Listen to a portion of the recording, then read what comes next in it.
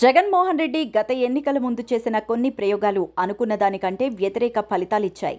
ఎమ్మెల్యేలు, ఎంపీలను మార్చడం, కొత్త అభ్యర్థులను తీసుకురావడం వంటి నిర్ణయాలు పార్టీకి పెద్ద మైనస్గా మారాయి.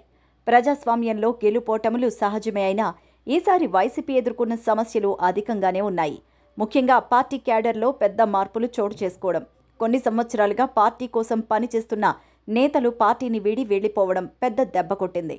గత ఎన్నికల్లో తిరువూరు, మైలవరం, విజయవాడ పశ్చిమం వంటి నియోజకవర్గాల్లో జగన్ పాత నేతలను పక్కన పెట్టేసి కొత్త వారిని ప్రోత్సహించారు.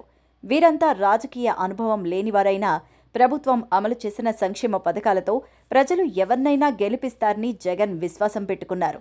దీంతో కొంతమంది నాయకులు పార్టీ వీడినా వారిని పట్టించుకోవాల్సిన అవసరం లేదని భావించారు. కానీ ఫలితాలు మాత్రం జగన్ ఊహించిన విధంగా రాలేదు. కొత్త అభ్యర్థులు ప్రజల మన్ననలు పొందలేకపోయారు. ప్రజలు కొత్త అభ్యర్థులను మద్దతు ఇవ్వకపోవడం వల్ల ఆ నియోజకవర్గాల్లో వైసీపీ ఘోర పరాజయాన్ని చవిచూసింది. ఇక ఎన్నికల్లో ఓడిపోయిన నేతల పరిస్థితి ఇప్పుడు పూర్తిగా మారిపోయింది. వారు ఎన్నికలకు ముందు ఏ వృత్తుల్లోనూ ఉన్నారో ఇప్పుడు మళ్లీ వాటిలోనే నిమగ్నమైపోయారు. రాజకీయాల్లో కొనసాగాలి అనే ఉత్సాహం వారిలో లేకుండా పోయింది. ఒకప్పుడు ప్రజలతో చురుగ్గా ఉండే నాయకులు ఇప్పుడు కనబడట్లేదు. ఇక ఈ పరిస్థితి కేవలం కొన్ని నియోజకవర్గాలకే పరిమితం కాకుండా రాష్ట్ర వ్యాప్తంగా అనేక ప్రాంతాల్లో కనిపిస్తోంది. ఇప్పుడు ఈ పరిస్థితి వైసీపీకి మరో పెద్ద సమస్యగా మారింది. పార్టీ తరపున ప్రజల్లో మద్దతు కూడగట్టే నాయకులు లేకపోవడం, బలమైన నేతల్ని పోగొట్టుకోవడంతో పార్టీ భవిష్యత్తు ప్రశ్నార్థకంగా మారింది. జగన్మోహన్ రెడ్డి ఎవరినీ పట్టించుకోకుండా తనకిష్టమైన అభ్యర్థులను ముందుకు తేవడం, నాయకత్వంలో నిర్లక్ష్యం వహించడం వల్లే పార్టీని బలోపేతం చేసే అవకాశాన్ని కోల్పోయారు. గతంలో వైసీపీ తరపున బలంగా ప్రచారం చేసిన నేతలు ఇప్పుడు మౌనాన్ని పాటిస్తున్నారు. ఎన్నికల్లో ఓడిపోయిన తర్వాత రాజకీయాల నుంచి దూరంగా ఉంటున్నారు. దీంతో పార్టీకి ప్రాతినిధ్యం వహించే వ్యక్తులు లేనట్టుగా మారిపోయింది పరిస్థితి.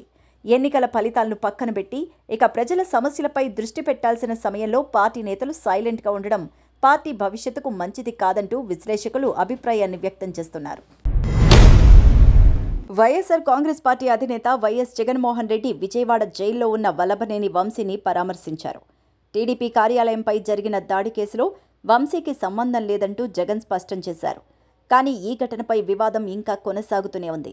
గన్నవరం టీడీపీ కార్యాలయంపై దాడికి సంబంధించిన కేసులో పోలీసులు సత్యవర్ధన్ అనే వ్యక్తిని బెదిరించి కిడ్నాప్ చేసి కేసును వెనక్కి తీసుకునేలా ఒత్తిడి తెచ్చారనే ఆరోపణలతో వల్లభనేని వంశీని అరెస్టు చేశారు.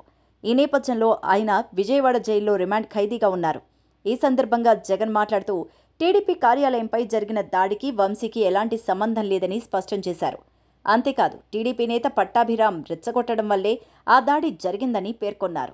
అయితే జగన్ వ్యాఖ్యలపై టీడీపీ నేషనల్ జనరల్ సెక్రటరీ మంత్రి నారా లోకేష్ ఘాటుగానే స్పందించారు. ఆయన ఫేక్ రియల్ అంటూ ఓ వీడియోను రిలీజ్ చేశారు. ఈ వీడియోలో జగన్ చేసిన వ్యాఖ్యలతో పాటు టీడీపీ కార్యాలయంపై జరిగిన దాడి దృశ్యాలు ప్రదర్శించారు. వాహనాలు తగలబడిన దృశ్యాలతో పాటు జరిగిన ఘటనను స్పష్టంగా చూపిస్తూ జగన్ మాటలకు వాస్తవ సంఘటనలకు పొంతన లేదంటూ వివరణ ఇచ్చుకొచ్చారు. నారా లోకేష్ జగన్పై తీవ్ర స్థాయిలో విమర్శలు గుప్పించారు. నిజం చెబితే తల 1000 ముక్కలు అవుతుందనే శాపం మీకేమైనా ఉందా జగన్మోహన్ రెడ్డి గారు? పచ్చి అబద్ధాలను కాన్ఫిడెంట్గా చెప్పడంలో మీరు పీహెచ్డీ చేసినట్టున్నారు. మీరు చెప్పే అబద్ధాలను ప్రజలు నమ్ముతారని అనుకోవడం మూర్ఖత్వం. లక్షలాది మంది ప్రజలు టీడీపీ కార్యాలయంపై వైసీపీ గుండాలు దాడి చేయడాన్ని కళ్లారా చూశారు.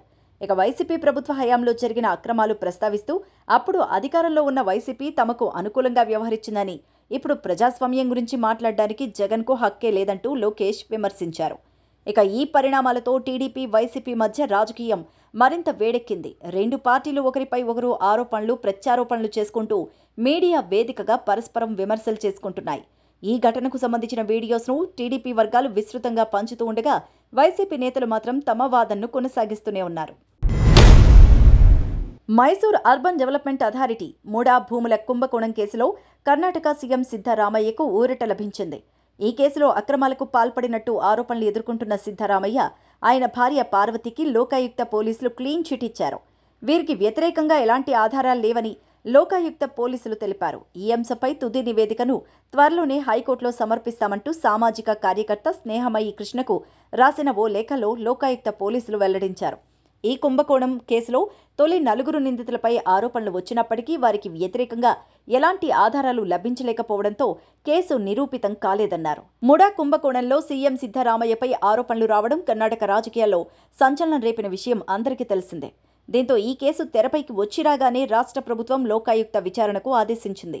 గవర్నర్ థావర్చంద్ గెహ్లాట్ ఇచ్చిన ఆదేశాల ప్రకారం విచారణ చేసిన కోర్టు గత సెప్టెంబర్లో నివేదిక ఇవ్వాల్సిందిగా పోలీసులకు ఆదేశాలిచ్చింది. ఈ క్రమంలోనే ముఖ్యమంత్రి, ఆయన సతీమణి పార్వతి, బావమరిది మల్లికార్జునపై కేసులు నమోదు చేసిన లోకాయుక్త పోలీసులు విచారణ ప్రారంభించారు.